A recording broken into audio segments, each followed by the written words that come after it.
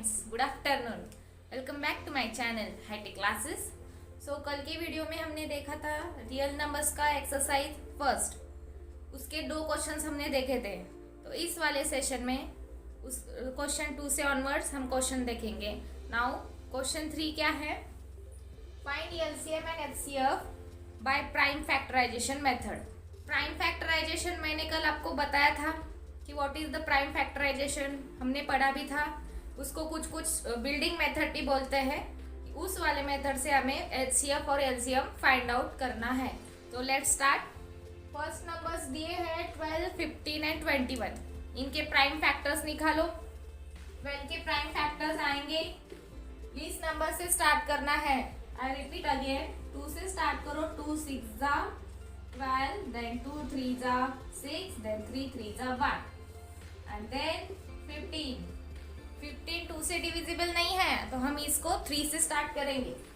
3 5 जा 15, 5 5 जा 1 and then 21। 21 is also divisible by 3. You know the divisibility rule of 3. Add the digits, and if the sum is divisible by 3, then that digit is divisible by 3. ये 3 का divisibility rule है।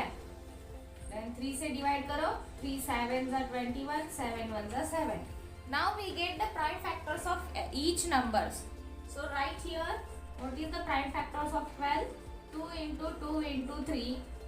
Then prime factors of 15, 3 into 5, and prime factors of 21, 3 into 7.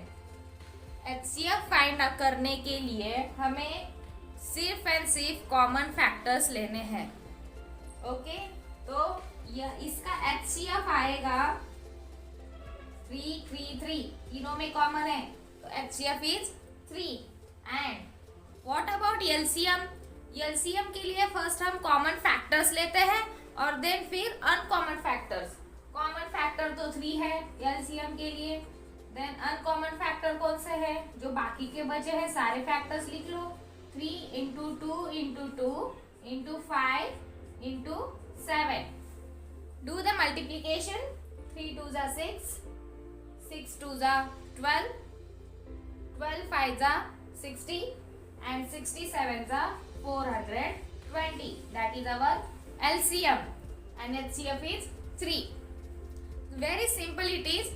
बस prime factorisation करके HCF LCM निकालना है। 5th 6th grade में हो चुका है, ये हम कर सकते हैं। बाकी के जो क्वेश्चंस है वो आप एज अ प्रैक्टिस सॉल्व करो। नाउ हम question 4 is what? Given that HCF of 2 numbers 306 and 657 equals to 9. Find LCM. We have to find LCM, but how to find? Prime factorisation method से solve नहीं करना है। उन्होंने सिर्फ HCF of 2 numbers दिया है, एलसीएम फाइंड आउट करो बोला है। तो कल के वीडियो में जो मैंने फॉर्मूला बताया था HCF into LCM is equals to product of 2 numbers, वो फॉर्मूला हम यहाँ पे अप्लाई करेंगे।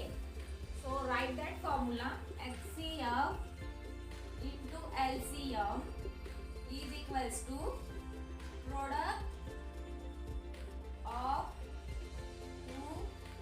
नंबर्स। अब आप बोलोगे यहाँ पे प्रोडक्ट ऑफ 2 नंबर्स तो दिया ही नहीं है, प्रोडक्ट दिया नहीं है, लेकिन हमें नंबर्स तो पता है। 2 नंबर्स उन्होंने दिए हैं 306 and 657। We can easily find out the product of that 2 numbers. So put the values. What is the HCF? 9। We don't know LCM, put it as it is. Product of 2 numbers means we have 2 numbers 306 and 657. Don't try to solve this. इसको अगर solve करके फिर 9 से divide करोगे तो बहुत लंबा जाएगा। 10th स्टैंडर्ड है, कैलकुलेशन छोटे करने हैं, हमें टाइम बचाना है। So LCM is equals to, directly 9 को उधर लेके जाओ। 306 multiply by 657 whole divided by 9। Then 9 से आप 306 और 657 दोनों में से किसी को भी डिवाइड कर सकते हो। 9 का डिविजिबिलिटी रूल पता है, सेम एज 3। 3 का क्या है? डिजिट्स दिए हैं, उनकी एडिशन करो। अगर वो 3 के टेबल में आता है वो तो 3 से डिवाइड है। सेम 9 के लिए भी वही है, डिजिट्स की एडिशन करो। 3 और 6 9 आता है, ये भी 9 से डिवाइड है। 6 5 7 18 आता है, ये भी 9 से डिवाइड है। तो हम इसको डिवाइड करेंगे। 9 3 ज़ा 27, रिमाइंडर 3 मिला। 9 4 ज़ा 36, 34 मल्टीप्लाई बाय 657। इसका मल्टीप्लीकेशन करो, जो आंसर आएगा वो हमारा एलसीएम होगा। ये तो आप इजीली कर सकते हो, है ना। तो this is about question number 4। Now let's move to the next question, question 5। Number 5 is what? Check whether 6 raised to n can end with the digit 0 for any natural number n। अब हमें divisibility rule की तरफ फिर से जाना पड़ेगा। हमें पता है कि कोई भी नंबर अगर 0 से एंड होता है तो वो किस नंबर से डिवाइड होता है? इधर 5 और 10। 2 से भी डिवाइड होता है क्योंकि 0 इवन है। 2 5 एंड 10। सो यहाँ पे उन्होंने पूछा है 6 raised to n, उन्होंने एक दिया है और उन्होंने बोला है कि n की जगह कोई भी नेचुरल नंबर डालो और चेक करो कि जो आंसर आता है वो 0 से एंड होता है कि नहीं। So let's check it. First of all 6 raised to n, put n is equals to 1, then it becomes 6 raised to 1, it is 6. Next 6 raised to n, put n equals to 2।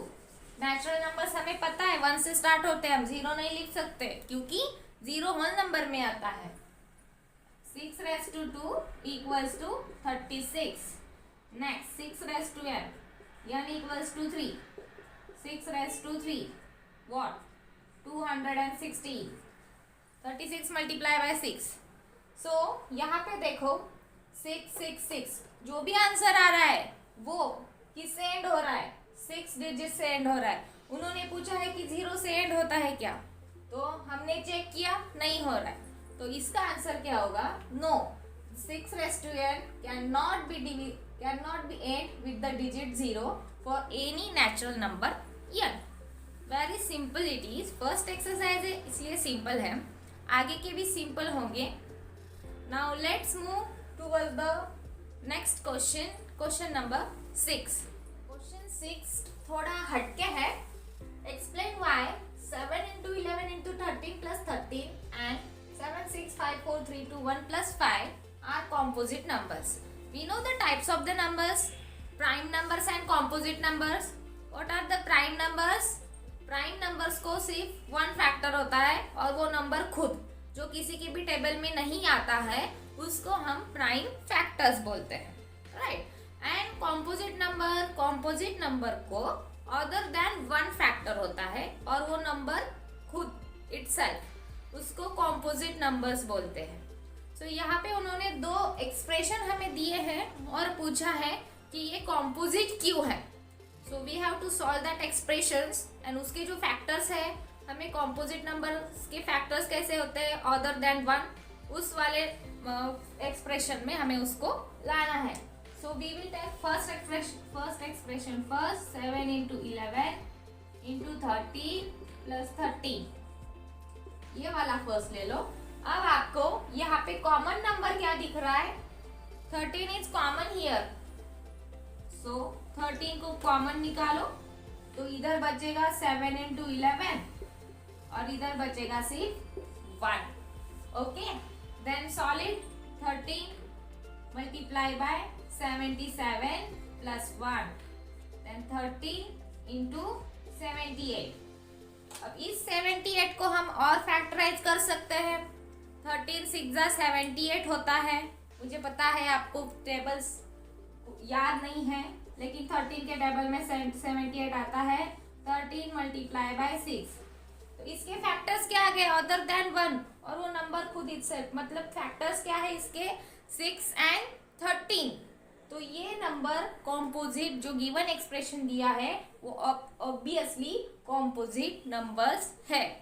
Now take the next expression.